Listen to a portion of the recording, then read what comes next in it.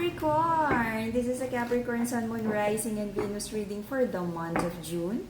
For your personal reading, kindly send me a direct message. Kamusta mga Capricorn? Let's see kung anong bago. Kabuhayan, kaperahan, alright?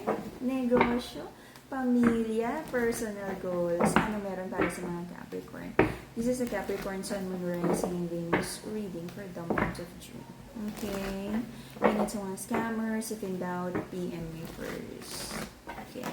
Capricorn, Sun, Moon, Rising, and Venus reading for the month of June. Capricorn, Sun, Moon, Rising, and Venus reading for the month of June. Last shuffle for the Cappies. Ang crystals natin, naka-promo pa din. Okay, okay. Let's see. Para sa mga Capricorn.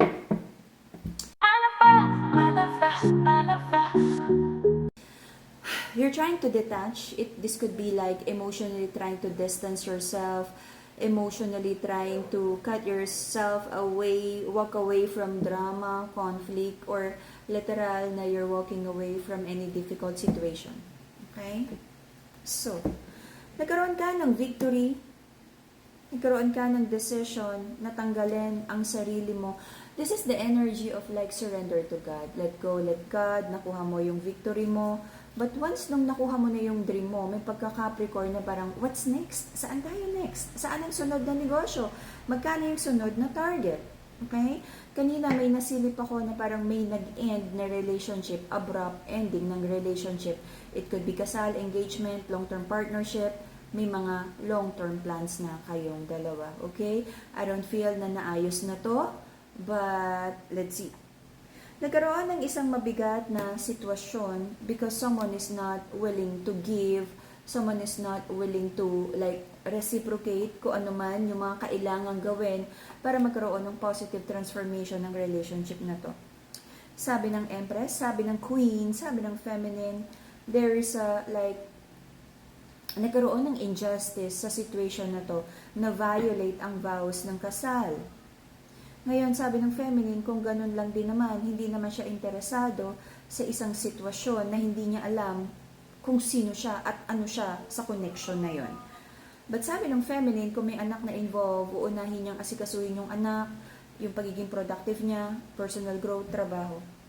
Nagkaroon ng pag-uusap dito, Capricorn, tungkol sa victory, tungkol sa trabaho at relationship, and I feel clearly na deliver niyo naman ang mga dapat niyong sabihin at pag-usapan. Nagkaroon ng lies and deception sa connection na to and someone walk away. I feel nakuha niyo yung truth and like blessing in disguise, kahit masakit, kung ano man yung details na yan, nakabuti because at least ngayon may linaw na.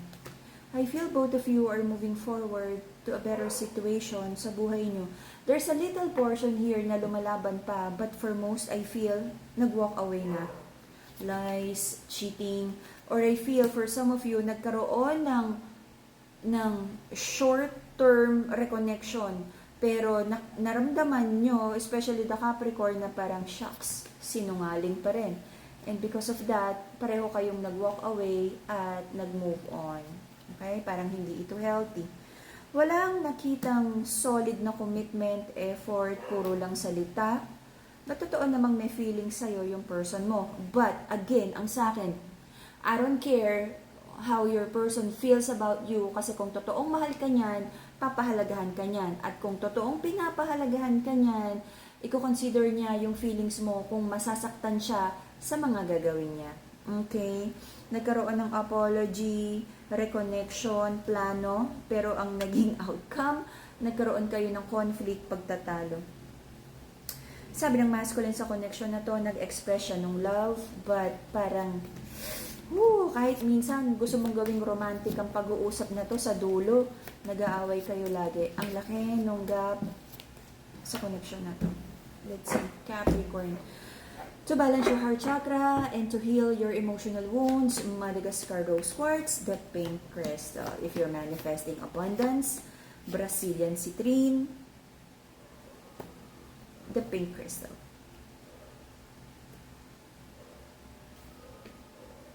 Na-lost ako.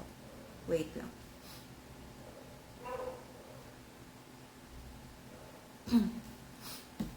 Sorry. Nalos. Okay.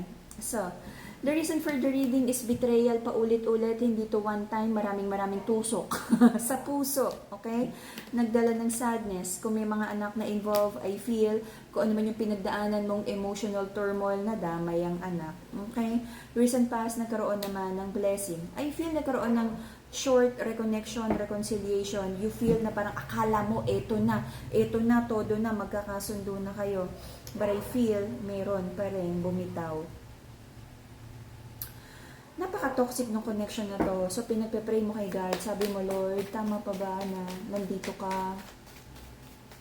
Tama pa ba na bigyan ng chance? Alam mo yung sagot, dinadamay mo pa si God. Wala akong nakikitang pagbabago or like realization ng person mo na kailangan niyang magbago. Alright? So, meron akong nakikita dito na for now, inuuna mo yung sarili mo. Though you really want to have a reconnection, reconciliation with your person, pero sabi mo, mas uunahin mo muna ang iyong sarili. Yung person mo nandyan lang sa tabi-tabi. Okay? Hindi naman siya aalis. Away-bate. I feel parang pareho kayong may power struggle na gusto nyong maramdaman kung sino ang may control ngayon sa relationship at kung sino ang papasunurin. At, you know, this is a power struggle. Gusto ka pa rin kausapin ng person mo, but meron kang doubts. Kasi sabi ng mga Capricorn, very Capricorn, gusto mo ng stability, long-term traditional relationship. Sabi mo, kung hindi naman siya magdadala ng stability, kung hindi rin naman siya pipirme, wag na lang. Thank you, next na lang, sabi mo. Okay? But I feel until the end of September, gagawa ka naman ng tamang desisyon para sa'yo. There's an energy here na kahit i-sweet talk ka, i-love bomb ka ng person na to, sasabihin mo, thank you. Kung hindi mo yan papanindigan, kung wala kong maramdaman kung consistency, kung hindi naman solid yung love offer mo, kung yan ay purely like lust, romance, and casual connection, if this is just passionate connection, sabi ng mga Capricorn, thank you. Okay? I feel Capricorn, makagawa ka ng tamang decision para sa'yo. Okay? Kung dati, sunod-sunuran ka sa person na to because of you being blindly in love with this person, right now, meron kang natutunan. There is a new version of you, no? Na sabi mo is, tama na. Sobra-sobra na rin yun na ibigay mong chances sa person na to. Okay? Mental clarity and stronger connection with the divine, the purple crystal, amethyst. Okay? I feel, wala naman ako sinasabing hindi na siya magbabago, but there's an energy here na parang medyo malayo pa yung realization. If magkaroon ng sabihin nating sudden reconnection, reconciliation, na hindi pa naman natututo kayo both, ano ba talaga yung pagpapahalaga, pagmamahal na kailangang ibigay sa bawat isa, I feel uulit lang kayo sa same old cycle of burden and same old resentment na naiipon lang yung sama ng loob nyo sa isa't isa. Okay? This would feel confusing para sa'yo kasi sabi mo, akala mo na naman totoong-totoo na okay na kayo, na nagbago na siya, but then maaari siya magdala ng confusion sa'yo. Minsan, kailangan talaga yung distansya. Kailangan talaga yung time. Kumbaga sa prutas, kailangan mahinog for you to really understand kung gaano, for your person to understand yung value mo. For your person to understand and realize kung sino ka, ano yung worth mo. Kasi right now, alam mo, sa relationship, halaga nung yung time apart. Kasi kapag hindi nakikita ng person mo yung value mo, at konting akap, konting text, mailibre ka lang ng milk tea, kayo na ulit, paano ba siya magkakaroon ng totoong pagbabago kung alam niyang sa halagang 100, nilibre ka ng Jabi, okay ka na. Di ba? Relationship is more than just sorry. Dapat may change behavior. And apology should be more than just the lambing. Dapat may consistency and like yung authentic na pagbabago. Kailangan mong makita at maramdaman na nire-respeto ng person yung feelings mo. Okay? Kasi parang this time, tong scenario na to, parang wala siyang pake sa feelings mo kasi alam niya nandyan ka lang. Natatapakan ka. Alright? Mind over heart. This time, Capricorn. And that would be the Capricorn reading.